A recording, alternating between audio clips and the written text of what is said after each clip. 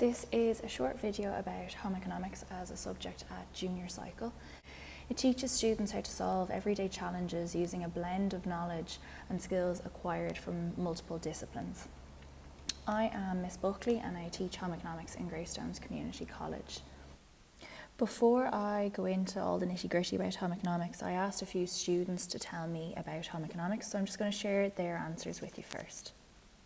It's fun because on Friday, instead of doing work, all the work topped up, we get the break and then we get to eat it for lunch. It makes a nice practical subject if you like to cook, where you also do other things. For example, this year we've already made rock buns, pizza, burgers, and fairy cakes.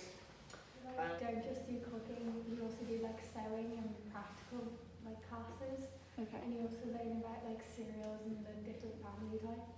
Okay. I'd just say it's a really good and practical subject for not just in school, outside of school as well in the future, just so you learn about food and stuff and what,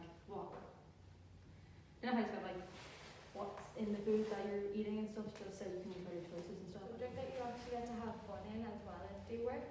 Okay. And it's also useful outside of school when you're cooking, you can reference back to notes because they're quite easy to understand. It's an easy subject as long as you make sure you stay on top of all your notes and study them before tests and stuff.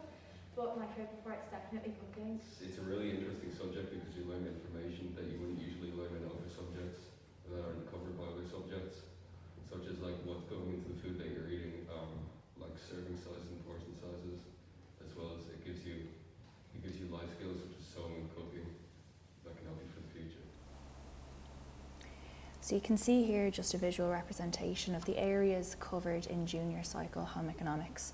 So there's a large focus on food, health and culinary skills, so practical cookery skills. Responsible family living, which looks at everything from consumer studies to living responsibly, recycling, how to live sustainably.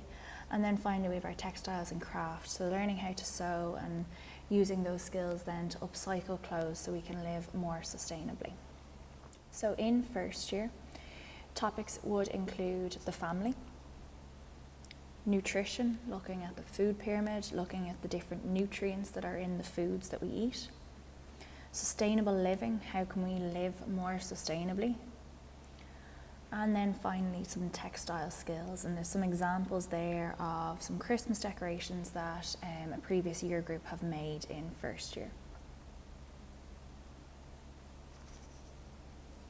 We would also look at meal planning, food hygiene and safety, so working in the kitchen safely, making sure that food that is prepared is safe to eat, it's not contaminated, it's not going to cause food poisoning, and food packaging and labelling, so what information can we find on the packaging that our food comes in. We would also do some practical cookery classes in first year, so you can see an image there of the kitchens in use, and that group there were making some fairy cakes that day. A quick overview of second year then, so some of the topics that would be included in second year would be health and well-being, good home management, so looking at the utilities supplied to the home, technology in the home, finances of the home, home safety, and then again a revision over food hygiene and safety as we continue to do some more practical cookery classes. We'd look at diet across the life cycle, so how your nutritional needs might change as you grow. Food commodities, so what that means is the different foods that we eat, so things like meat, fruit and vegetables, what nutrients are included in them. We would do some more practical cookery classes, as I already mentioned. We'd look at balanced eating, and then we would do some more textiles again in second year, and that would be part of your CBA, which is your classroom-based assessment, and I'll come on to that in a few minutes and give you a bit more detail about that at that stage. In third year then, food choices, food sustainability, so how can we choose food to ensure that it is sustainable, home baking, soups and sauces, food processing and the different foods that are available to us that are processed. And we would look at some consumer studies, so what kind of rights and responsibilities do we have as a consumer. We'd look at breakfast, lunch and resourceful cookery, so used up leftovers. We'd look at the digestive system, we'd look at special diets, so that would be things such as celiac disease, a diet suitable for someone with diabetes, and we'd look at home design as well. In terms of the equipment required for home economics then, it seems like quite a lot, but it's a lot of things that you might already have at home anyway. So you'll need the textbook that we use, which is at home, a hardback notes copy, and then just a small regular exercise copy for doing questions into. Digital weighing scales for use at home. As we have only got 1 hour for cookery classes in school, it's vital that all ingredients are weighed out at home. So if you have digital scales at home, you can weigh your ingredients the night before your cookery class.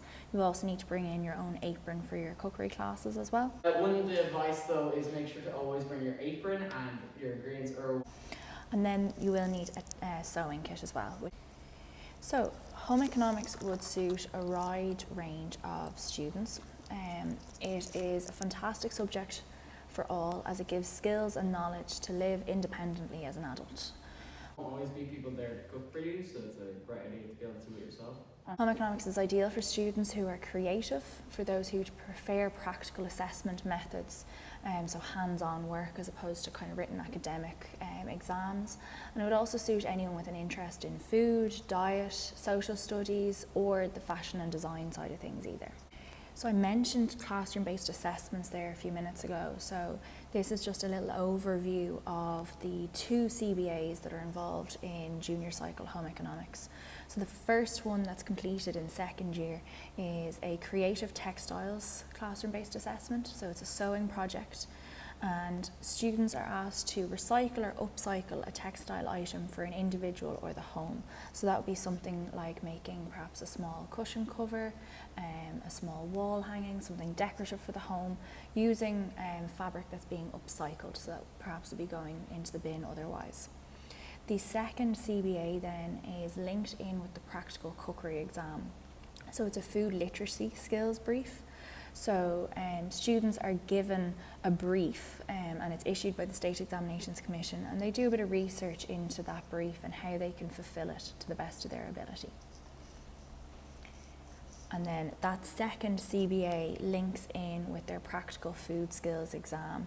So it's an 1.5 hour exam, and it's 50% of their final examination mark. So it's an external examiner comes in, and they have an 1.5 hours to prepare a dish which they would have chosen in advance, so they can practice it. It's a really very achievable exam for students, as they can be very prepared for it in advance. And finally then there's a written exam which is worth the other 50%. I suppose in terms of thinking further down the line then, careers that home economics might link in with would be things such as food science, careers in the food industry, so perhaps product development, working as a home ec teacher or as a home economist in the community, working as a nutritionist or a dietitian, working in the fashion and design industry, working in the interior design industry, perhaps working in social care, or working in childcare would all be very relevant to the study of home economics.